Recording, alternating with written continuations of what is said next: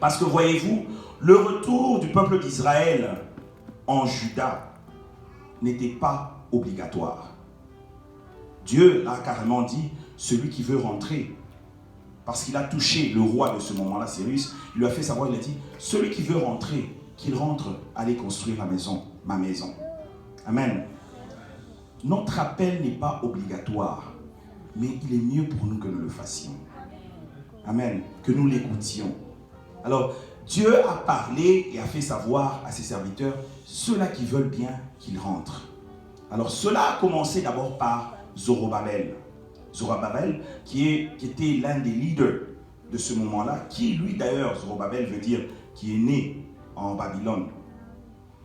Il a commencé, il était le premier à être parti avec une bonne quantité de personnes et il est rentré. Zorobabel, son but c'était pratiquement de comment. Lui, il se disait qu'il allait reconstruire déjà la maison.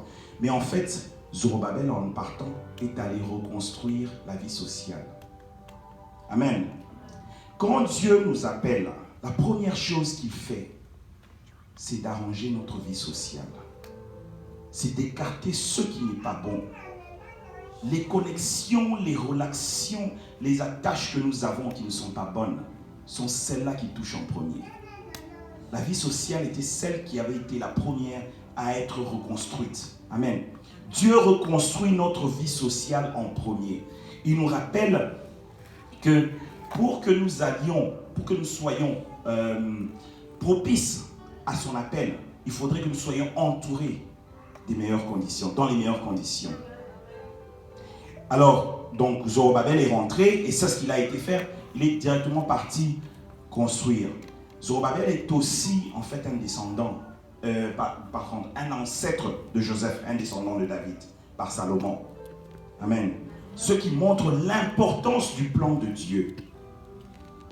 Quand il veut que tout reparte, parce que nous avons besoin d'avoir un descendant de la lignée de David. Amen. Et nous savons pourquoi. Zorobabel est rentré.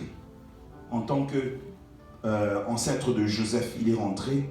Et c'est aussi pour nous rappeler que notre appel n'est pas pour nous bénéficier toujours nous-mêmes. Quand nous recevons notre appel, ce n'est pas pour nous-mêmes. La raison pour laquelle il faudrait que nous répondions à notre appel, c'est parce que cela va certainement bénéficier une multitude, ce qui était son cas. Amen. Alors nous devons toujours nous le rappeler. Zorobabel, comme je l'ai dit, c'est né à Babylone. Quel que soit l'endroit d'où nous venons, Babylone, ce n'était pas l'endroit, c'était l'endroit des captifs. Nous sommes peut-être nés dans une famille difficile, une famille rejetée, une famille de mauvaise renommée. Mais une fois appelés, nous sommes rachetés.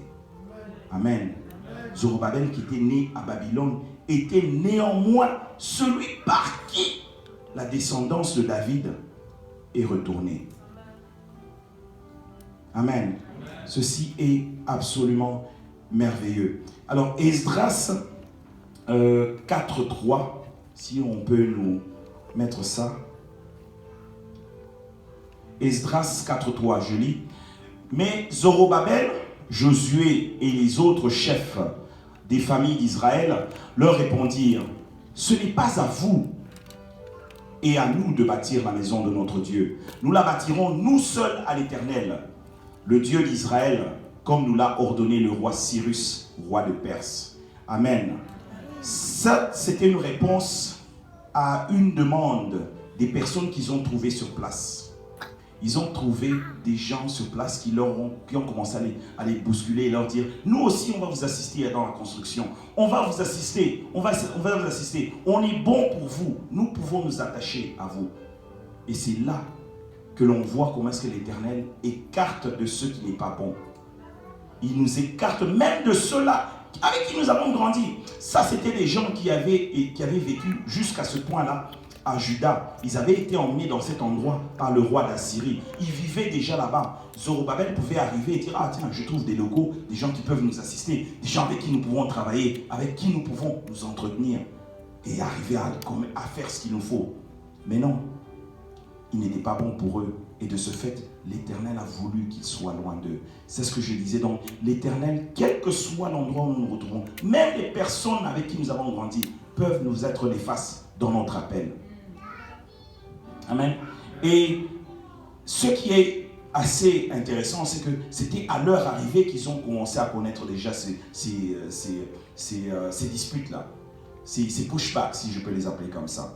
Ceci nous rappelle que dès que nous commençons à entrer dans notre appel, quand nous commençons dans notre appel, c'est généralement à ce moment-là que le méchant, l'ennemi, accroît aussi ses problèmes et accroît ses attaques contre nous.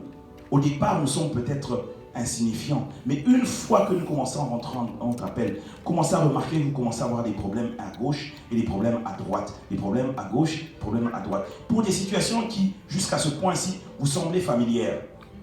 C'était des gens que vous connaissiez, des gens avec qui vous parliez, mais soudainement, un peu comme David, qui ses frères l'ont vu se faire oindre, mais une fois allé sur le champ de bataille et qui commence à poser la question à propos de Goliath, ces mêmes frères commencent à se tourner vers lui, contre lui, et commencent à lui faire des problèmes. Amen. Alors, il faudrait savoir que l'ennemi peut s'élever quand nous commençons à avancer. Esdras 7, 10.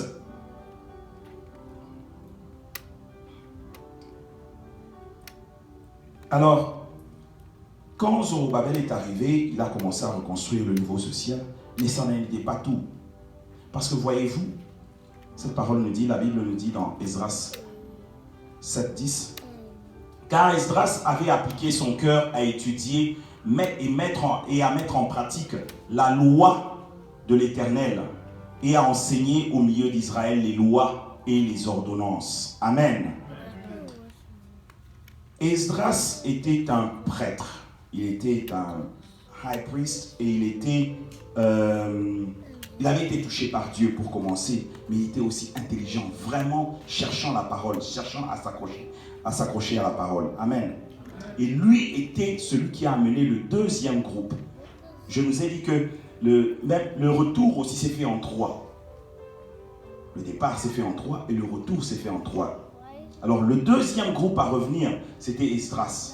Maintenant, Esdras, lui, son focus, c'était la reconstitution spirituelle. Quand Dieu nous appelle, après avoir écarté de ce qu'il ne faut pas autour de nous, il nous construit spirituellement. Amen. Dans le chemin que nous empruntons, il va s'assurer que spirituellement, nous commençons à nous reconstituer. Pourquoi je dis reconstituer au lieu de dire constituer? Parce que nous avons un bagage spirituel, lequel que nous avons transporté comme un boulet partout où nous allions. Nous étions en train de marcher avec ce bagage-là. Et lui, ce qu'il fait, quand il commence à nous reconstituer, c'est commencer à étayer ce bagage. Amen. Et le reformer, de manière à ce que nous puissions grandir. Ce qui est intéressant, c'est que Esdras veut dire l'aide de Dieu. Nous avons besoin de l'aide de Dieu pour nous reconstituer spirituellement. Amen. C'est merveilleux parce que quand nous devons nous reconstituer, par son aide, l'Éternel met généralement quelqu'un sur notre passage pour nous guider. Mais voyez-vous, cette personne peut être une personne qui est comme un pointeur, hein, qui nous dit, ah, tiens, c'est comme ça qu'il faut aller, mais sans jamais aller. C'est comme quand vous arrivez à un coin de rue, vous voyez un doigt qui pointe. Le doigt ne va jamais se déplacer dans la direction. C'est à vous de vous déplacer dans cette direction. Amen. Ce doigt vous montre l'endroit où aller. C'est pour ça qu'il est important de savoir que des fois, celui qui peut nous élever dans notre appel ou nous élever spirituellement peut ne pas être parfait à nos yeux. Amen. Reconnaissons que la parole que nous recevons est celle qui est la plus importante. Ça peut être ce doigt-là qui pointe dans la direction, sans jamais vraiment prendre cette direction. Amen. Mais cela aussi peut être quelqu'un qui nous aide complètement à nous reconstituer et à marcher, et qui marche avec nous dans ce chemin-là. Either way, l'importance est que nous puissions nous reconstituer spirituellement. Alors je prie que chacun de nous puissions trouver en quelqu'un celui qui nous élève et nous montre le droit chemin. Soit-il juste en pointant ou en marchant avec nous dans cette direction-là. Amen. Et ça, c'est dans notre voyage en tant qu'appelés. Est-ce que nous pouvons avoir Esdras 9.2? Dans la partie de la reconstitution spirituelle, nous avons ce passage intéressant, Esdras 9.2. Car ils ont pris de leurs filles pour eux et pour leurs fils, ils ont mêlé la race sainte et les peuples de ces pays. Et les chefs et les magistrats ont été les premiers à commettre ce péché. Amen. Dans notre reconstitution spirituelle, le problème des fois est que nous nous retrouvons entourés, et comme je parlais de bagages, de certains qui ont toujours ce même bagage. Amen. Les combats spirituels ne sont pas toujours des combats en esprit, peuvent être des combats, on est en train de vous déconnecter, de vous guider astray, je ne sais pas comment dire, dans le mauvais sens du droit chemin. Et de ce fait, vous vous retrouvez spirituellement grandissant sur de mauvaises bases parce que vous n'appliquez pas dans la parole première qui est notre Bible. Amen. Il est donc important quand on est en train de marcher dans ce chemin. Et c'est ce que Esdras a fait. Il est arrivé, il a pointé qu'il y avait des mélanges. Il y avait des gens qui croyaient en autre chose, qui priaient autre chose, qui s'attachaient à d'autres divinités. Et ce qu'il devait faire, c'est les épurer. Amen. Et cela venait par le fait que, selon ce qui est dit, il y avait des mélanges de races et d'appartenance spirituelle. Il est évident que quand on épouse l'enfant de l'ennemi, on a des problèmes avec son beau-père. Amen. Alors, attachons-nous à ce qu'il faut et comment il le faut. On a eu la reconstitution sociale, la reconstitution spirituelle. La beauté avec notre Père, c'est que quand il nous reconstitue à un niveau, il commence à nous reconstituer matériellement. Amen. Alors, nous le voyons dans Néhémie 2, 4 et 5.